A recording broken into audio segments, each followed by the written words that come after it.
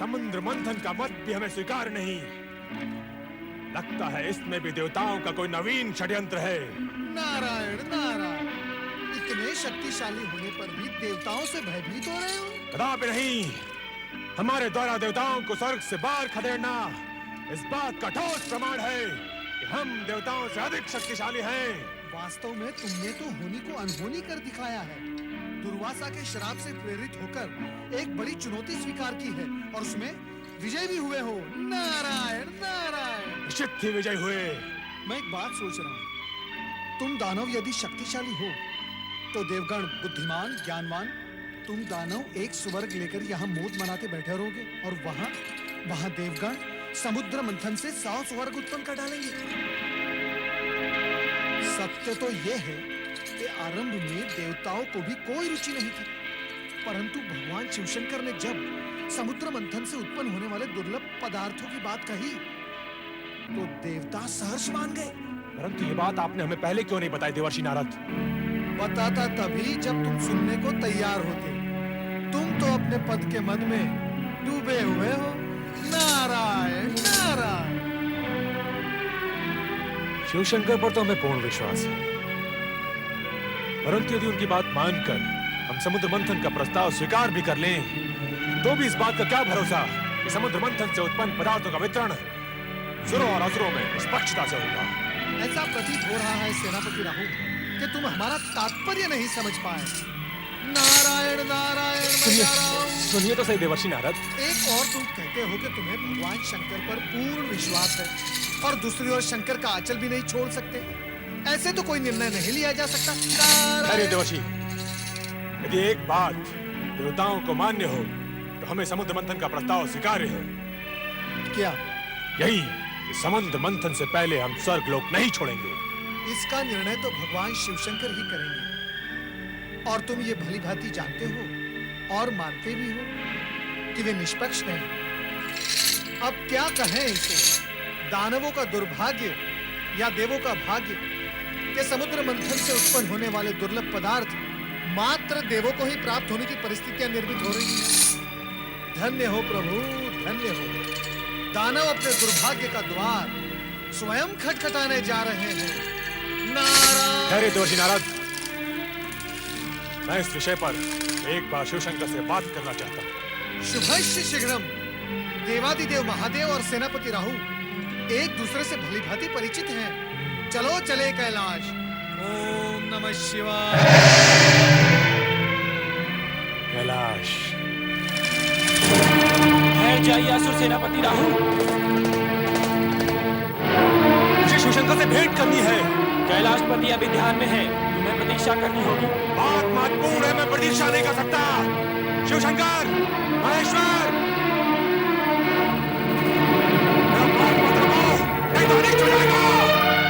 नारायण नारायण नारायण नारायण। शांत हो जाओ, शांत हो जाओ।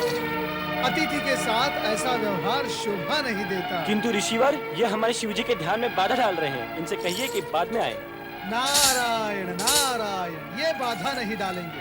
महादेव शिवशंकर की आज्ञा से ही वे यहाँ पधारे हैं। पधारिए पधारिए राहु, पधारिए।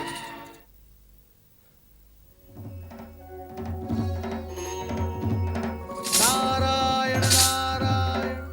हे शिवशंकर, कैलाशपति। क्षमा करें प्रभु, आपके ध्यान में व्यवधान हुआ। असुर सेनापति राहु आपसे भेंट हेतु यहाँ पधारे हैं। आपके गणों ने उन्हें रोकने का प्रयास किया, किंतु आओ राहुआ। प्रणाम शिवशंकर। हम जानते हैं तुम यहाँ अपने संदेह निवारण के लिए आए हो, और तुम्हारा संदेह यह है कि समुद्र मंथन के पश्चात तुम असुरों से कहीं स्वर्ग न छिन जाए। कहो, यह सत्य है?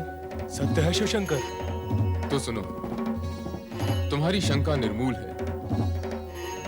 इसकी संभावना मात्र उसी स्थिति में पैदा हो सकती है यदि तुम्हारे किसी अन्यायपूर्ण और अनैतिक कार्यों के कारण देवताओं का पल्ला भारी हो जाए।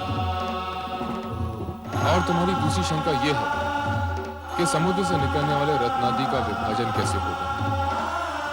रत्नों का बंटवारा योग्यता के अनुरूप ही होगा। अयोग्य रत्न पाकर कोई भी पक्ष स्वयं ही नष्ट हो जाएगा। कोई और शंका? नहीं, परंतु इतना महान अनुष्ठान संपन्न कैसे होगा? समुद्र मंथन कोई बाल क्रीड़ा तो नहीं। चिंताएं करना न सुरों का काम है, न असुरों का। समुद्र मंथन के कार्य संबंधित निर्णय हमने ले लिया और संबंधित व्यक्तियों को आदेश भी दे दिए हैं। क्षीर सागरवासी विष्णु मंथन क्रिया के लिए मेरु पर्वत का आधार बने और वासुकी नाग रज्जो का कार्य करेगा।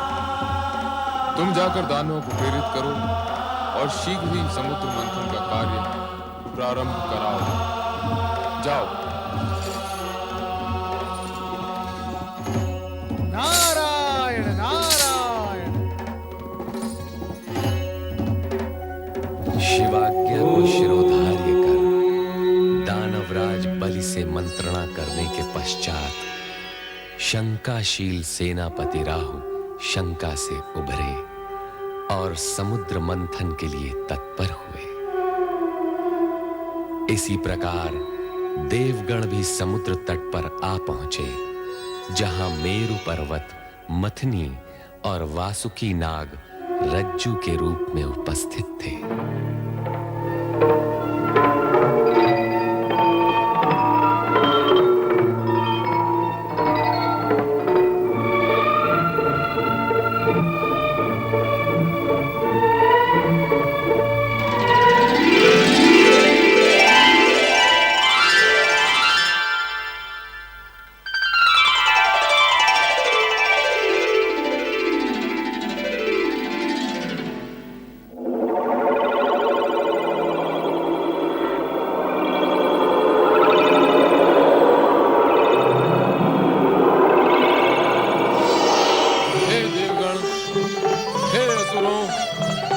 समुद्र मंथन का कार्य आरंभ हो।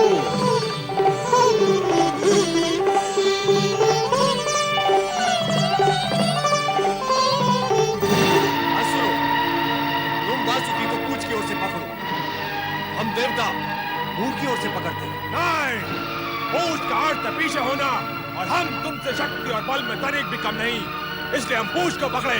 वो इसलिए कि तुम पातालवासी हो। सृष्टि के अंतिम छोर में रहकर ही तुम सहज रह सकते हो।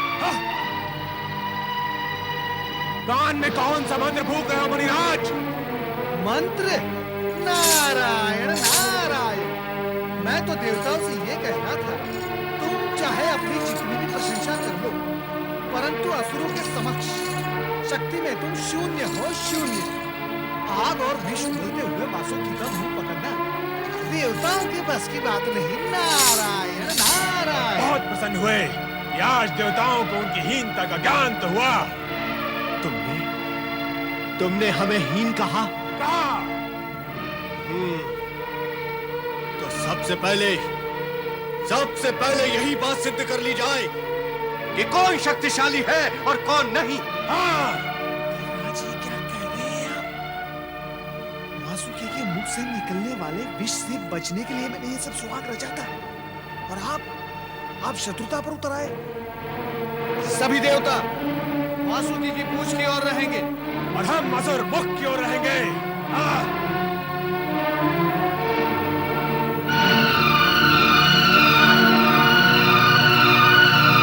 भगवान शिव शंकर की कृपा से समुद्र मंथन की आज्ञा पूर्व ही मिल गई है। शुभ कार्य में विलंब नहीं होना चाहिए, वो उचित नहीं। बोलिए भगवान शिव शंकर की जय। भगवान शिव शंकर की जय।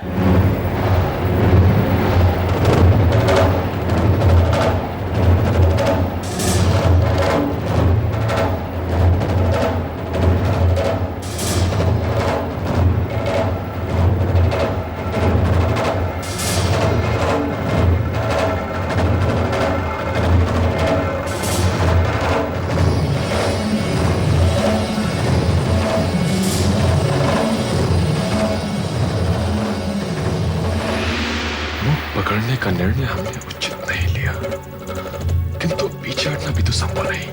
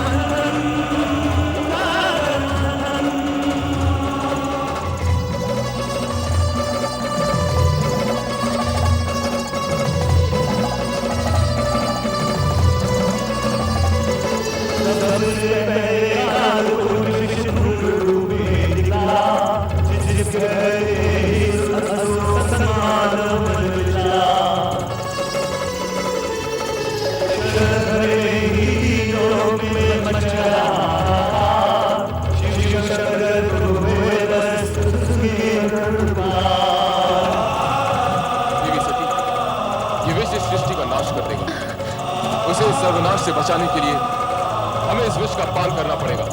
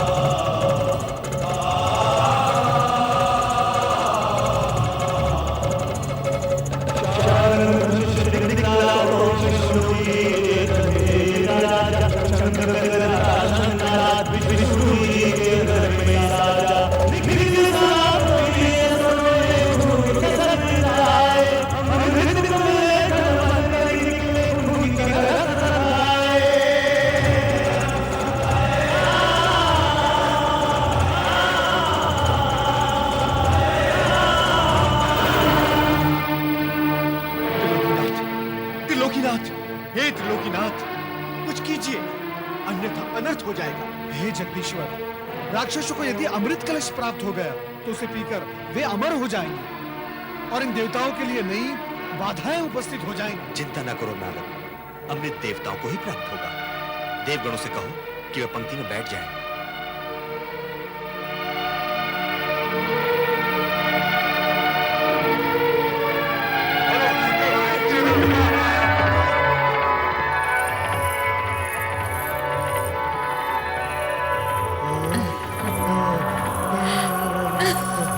अप्सरा है या कौन है? ये स्वर्ग से आई है या समुद्र से?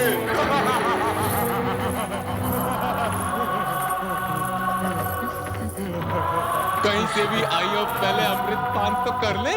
अरे अमृत पान तो बाद में करेंगे, पहले इसके रूप का बजरा पान तो कर ले। रूप की रानी रूपमती, तुम कौन हो? कहाँ से आई हो? मैं कौन हूँ और कहाँ से आई हूँ? इन व्यर्थ के प्रश्नों में क्यों अपना समय नष्ट करते हो? सत्पुरुषों, केवल इतना जानो कि मैं तुम्हारी हूँ, तुम्हारे लिए आई हूँ।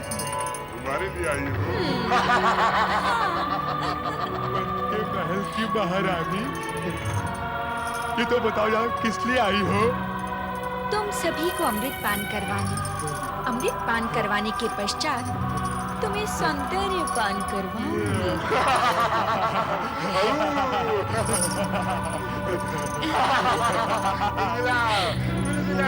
अमृत पान कराओगे तो कराओ। अमृत जैसे पवित्र पेय का पान करने से पूर्व स्वयं पवित्र होना आवश्यक है। तो फिर हम क्या करें? पहले तुम सब जाकर समुद्र में स्नान करके आओ, फिर अमृत का पान करना। अमृत का पान कराओगे तो कराओ। अमृत का पान करेंगे।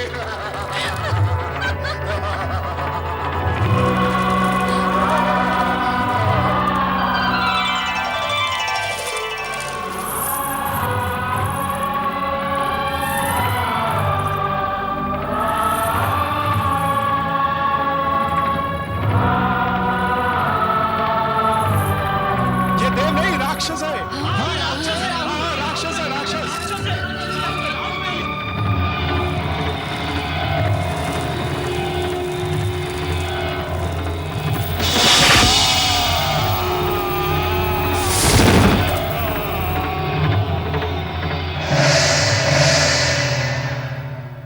सुदर्शन चक्र द्वारा शिरोच्छेद होने के पश्चात राहु के मन में ये शूल चुभता रहा कि सूर्य के कारण ही वो अमृत पान में असफल रहा है।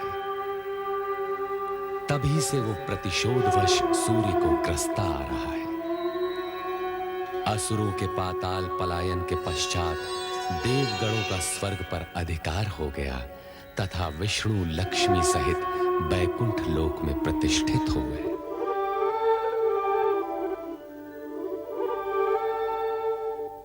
हे जगदीश्वर श्री हरि, आपको पति के रूप में पाकर मैं धन्य हो गई। अब मेरे लिए क्या आज्ञा है स्वामी? हे महालक्ष्मी, तुम्हें समीप पाकर हम पूर्ण हुए। लक्ष्मी और नारायण को एक साथ देखने के लिए हमारे सारे भक्त लालायित हैं। मैं भी तो समुद्र के जल से आपके चरणों में आने की प्रतीक्षा कर रही थी स्वामी। इतने लंबे समय तक मुझे अपने से दूर क्यों रखा भला?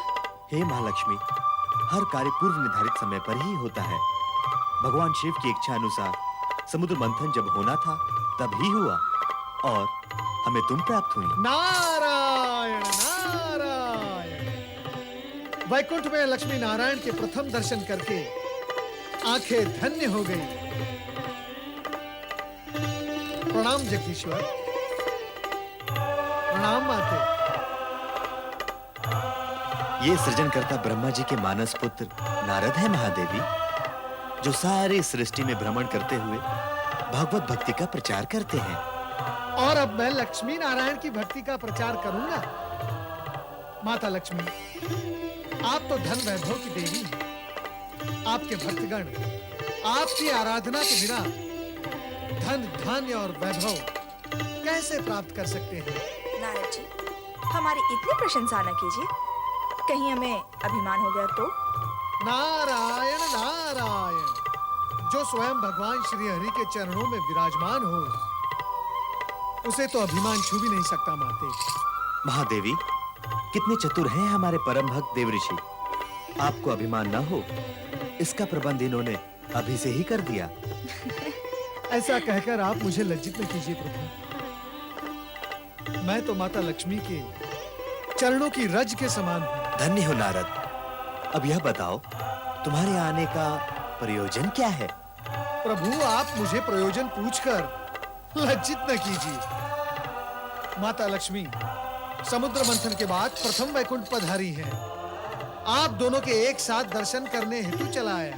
नारद, आपको तो ज्ञात है कि हमसे किसी की भी मन की बात छुपी नहीं रहती। आप महालक्ष्मी के दर्शन के साथ साथ एक और भी प्रयोजन लेकर आए हैं। जब आपको सब कुछ ज्ञात है तो आप स्वयं ही बता दीजिए ना। कभी कभी मैं अपने मन की बात भी नहीं समझ पाता। नारायण नारायण। ओम नमः शिवाय। भगवान शिव ने समुद्र मंथन से निकले विष का पान करके सृष्टि को नष्ट होने से बचा लिया। इसके लिए हमें उनका धन्यवाद व्यक्त करना है। क्यों देवऋषि? आप सत्य कह रहे प्रभु। मैं अभी ब्रह्मलोक से चला आ रहा हूँ। परमपिता ब्रह्मदेव ने भी मुझसे यही कहा। उन्होंने ये भी कहा कि देवराज इंद्र सहित सभी देवता भगवान शिवशंकर के प्रति अपना आभार व्यक्त करने के लिए कैलाश की ओर प्रस्थान कर रहे हैं। तब तो हमें भी वहाँ प्रस्थान करना होगा। कैलाश में भगवान शिव तथा माता सती के दर्शन भी हो जाएंगे। यह तो अति उत्तम विचार है देवी। अब आप मेरे यहाँ आने का प्रयोजन समझ गए प्रभु। नारायण नारायण। सच पूछिए तो मैं आप दोनों को यहाँ से कैलाश ले जाने आया हूँ, परमपिता ब्रह्मदेव की आज्ञा से। आप तो सचमुच चतुर हैं नारद जी। प्रभु आपसे भली भांति परिचित हैं। तो चलो कैलाश चलते हैं। ओम नमः शिवाय, ओम नमः शिवाय, ओम नमः शिवाय, ओम नमः शिवाय, ओम नमः शिवाय, ओम नमः शिवाय, ओम नमः शिवाय, ओम नमः शिवाय, ओम नमः शिवाय, ओम नमः शिवाय, ओम नमः शिवाय, ओम नमः शिवाय, ओम नमः शिवाय, ओम नमः शिवाय, ओम नमः शिवाय, ओम नमः शिवाय, ओम नमः शिवाय, ओम नमः शिवाय। त्रिलोकीनाथ भगवान शिव शंकर की जय। चराचरपति देवादिदेव महादेव की जय। शक्ति रूपिणी देवी सती की जय। भूत भवन भगवान शिव शंकर की जय। हे सदाशिव, जन कल्याण के निमित्त आपने हलाल अपने कंठ में धारण करके सृष्टि के सभी प्राणियों की रक्षा की है। हम सभी की ओर से आपको कोटि कोटि नमन। ब्रह्मदेव, हमें श्री हरि विष्णु का आभार मानना होगा। इन्होंने पहले कश्यप फिर मोहिनी रूप धारण किया, राहु का वध किया और अमृत की रक्षा की। समुद्र मंथन के सफल आयोजन ने न्याय और नीति की सार्थकता सिद्ध कर दी है भोलेनाथ। देवताओं को स्वर्ग मिला और असुरों को उनके कर्मों का फल। श्री हरि, सबसे अधिक लाभ तो आपको हुआ है। भगवती लक्ष्मी जो आपको प्राप्त हो गई। देवी सती, सत्य तो ये है कि मुझे श्री हरि प्राप्त हुए। इनसे अधिक लाभ तो मुझे हुआ है। नारायण नारायण। लाभ हानि की इस चर्चा में इस सत्य को हम सब भूलते जा रहे हैं कि समुद्र मंथन का मूलभूत विचार परम पिता ब्रह्मा जी का था। माता सरस्वती की सुमधुर वीणा के झंकार से यदि परमपिता ब्रह्मा जी की सृजनशीलता जागृत न होती तो समुद्र मंथन ही न होता। बस नारद बस, अपनी मति की गति को मंद करो और विचार करो कि ब्रह्मदेव की प्रेरणा और श्री हरि विष्णु के सहयोग के उपरांत भी हलाहल विष के लिए समुचित निराकरण न निकलता तो समुद्र मंथन का प्रयोजन, उद्देश्य और समुद्र से प्राप्त अन्य रत्नों की क्या गति हुई हो? माता सरस्वती, शिव के योगदान की श्रेष्ठता तो निर्विवाद है। अंत में संकट एवं विकट की स्थिति को भोलेनाथ ने ही संभाला है। देवराज, मेरी स्तुति करने की अपेक्षा समुद्र मंथन के आयोजन तथा संपूर्ण प्रक्रिया से कुछ संदेश ग्रहण करेंगे तो हमारी सफलता और मंथन का कार्य सार्थक होगा। अर्थात सद्गुण सुफल देते हैं और तमोगुण कुफल। असुरों ने शक्ति, सुविधा और साधन संपन्न होते हुए भी पराजय का मुंह देखा तथा देवगण विजयी हुए। भविष्य में सचेत व सावधान रहने की आवश्यकता है देवराज। स्वामी, आपके अंतिम शब्दों से तो ऐसा लगता है जैसे आप सबको विदा करने की इच्छुक हैं। किंतु मैंने ना तो भगवती लक्ष्मी को दृष्टि भरकर देखा है और ना ही देवी सरस्वती से कुछ चर्चा की है। नारायण नारायण। चर्चा? जब दो देवियां चर्चा करती हैं तो धरती में कंपन होने लगता है। यहाँ तो तीन तीन देवियां चर्चा करेंगी। नारायण नारायण। नारद, माता, अपनी वाणी पर विराम लगाओ। माता, यदि मैं अपनी वाणी पर विराम लगा दूंगा तो श्री हरि का जाप कैसे करूंगा? नारायण नारायण। देवर्षि, अब केवल नारायण के जाप से कार्य पूर्ण नहीं होगा, अब तो नारायणी का जाप भी करना होगा। नारायणी तो नारायण में समाई हुई है माता। क्यों माता लक्ष्मी, सत्य है ना? समुद्र मंथन की सफलता के लिए भगवान शंकर का आभार व्यक्त करने के लिए सभी देवगण कैलाश पर उपस्थित हुए। नीलकंठ भगवान शिव के हर कार्य में जगत का कल्याण ही निहित होता है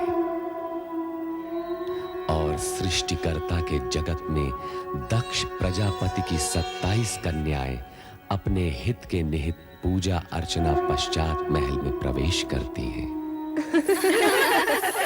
बहुत आनंद आया।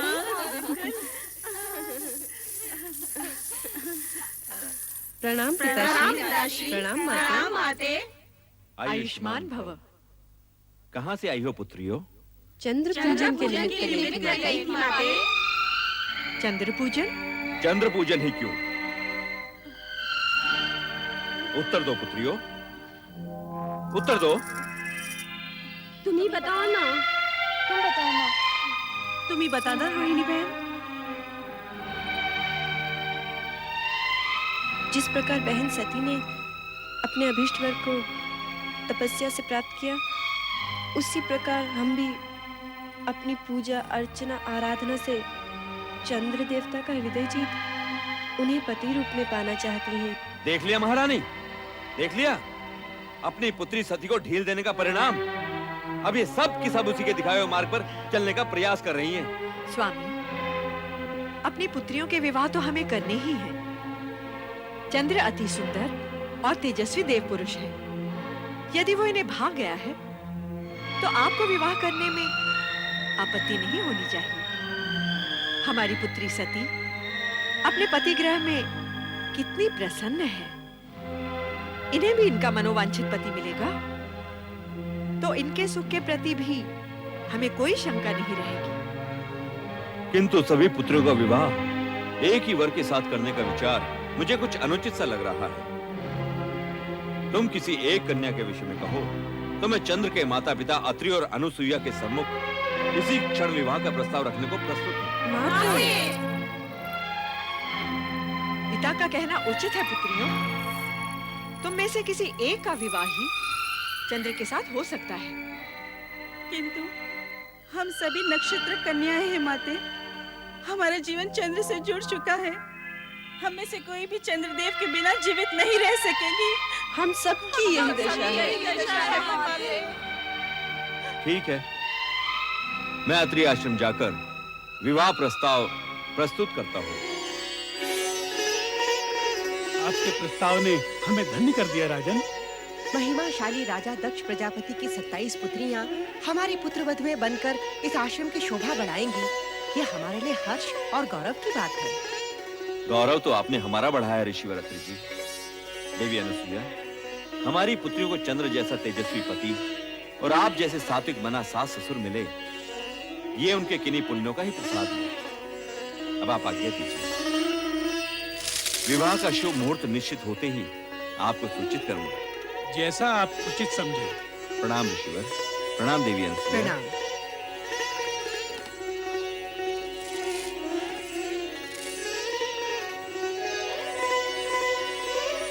27 नक्षत्र कन्याओं के आगमन से यह आश्रम जगमगा उठेगा। आश्रम ही नहीं, आकाश से स्थित चंद्र महल भी। किंतु क्या स्वामी? मैं सोच रहा था, हमारे पुत्र चंद्र का चित्त अति चंचल है। क्या वो 27 पत्नियों के प्रति अपना पति धर्म एक रूपता से निभा पाएगा? विवाह के बाद का चिंतन ना करें स्वामी। चिंता करने से होगा भी क्या? क्योंकि इन नक्षत्र कन्याओं का चंद्र से विवाह होना विधि का विधान है और हम इसे हर्ष पूर्वक स्वीकृति दे चुके हैं।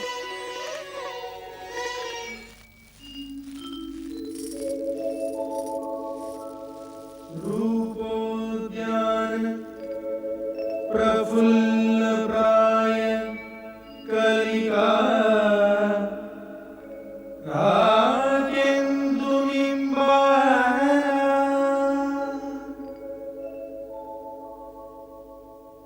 तन्वगी शुभासी सुरसिका क्रीडा कला संरति शोभा वारिधिनी सूर्यमयी लावण्य शंछाया मृदुभाषिणी मृगधी भूयात् सदा मंगलम्।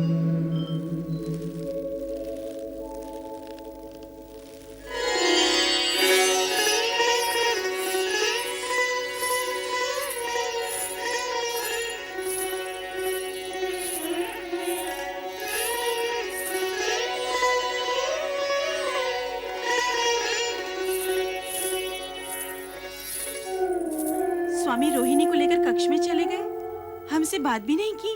क्या हम बात करने के योग्य भी नहीं थे? जो हमें बिना कोई आदेश दिए चले गए।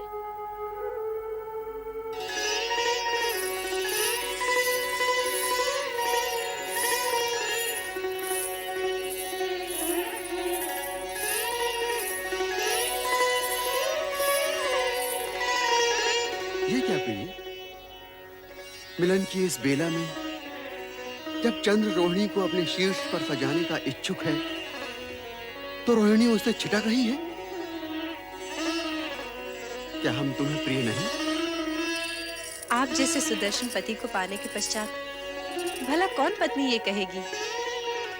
किंतु आपका प्रेम ग्रहण करते हुए मेरे मन में ऐसे भाव आ रहे हैं जैसे मैं अपनी बहनों का प्रेम अंश उनसे छीन रही हूँ। प्रिय, पत्नी होना एक धर्म है, प्रेमिका एक भाव।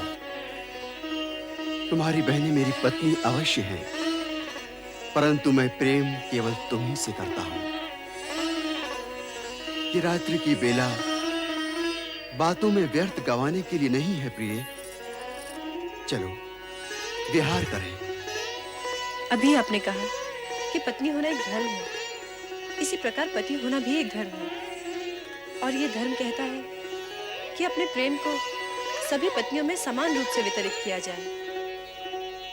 किंतु आपने मेरी अन्य बहनों को प्रेम पिपासा में छोड़कर उचित नहीं किया। उनकी दशा उस चकोरी के समान हो गई है जो चंद्र के लिए हमेशा तड़पती रहती है। ऐसा प्रतीत होता है कि हम सबसे अधिक प्रेम स्वामी रोहिणी को ही करते हैं। विवाह 27 दक्ष पुत्रियों के साथ और प्रेम केवल एक के साथ, ये तो सर्वथा अन्याय है। हाँ, अन्याय है। ये अन्याय असहनीय है, दुखदायी है। क्या हमारा जीवन पति प्रेम पाने के लिए इसी प्रकार तड़पता रहेगा? नहीं, पति प्रेम पाने के लिए हमें कोई न कोई उपाय करना ही होगा, प्रयत्न करना ही होगा कि हम स्वामी के प्रेम पात्र बने, प्रेम पात्र अवश्य बने। तभी से तुम्हें प्राप्त करने की कामना में दग्ध हो रहा हूँ। जब तुम्हें प्रथम बार देखा था और अब जब हम मिलन के इतने निकट हैं, तो तुम तर्क पर तर्क की जा रही हो। मैंने तो केवल इतना कहा कि पति रूप में अपनी अन्य पत्नियों की उपेक्षा करना आपका धर्म नहीं है। प्रेम, धर्म, कर्म, जात, पात, रीति नीति कुछ नहीं जानता। प्रेम की परिभाषा तो सबसे निराली होती है, और यदि तुम इस परिभाषा का अर्थ जान जाओगी तो स्वयं कच्चे धागे की तरह मेरे पीछे पीछे खिंची चली आओगी।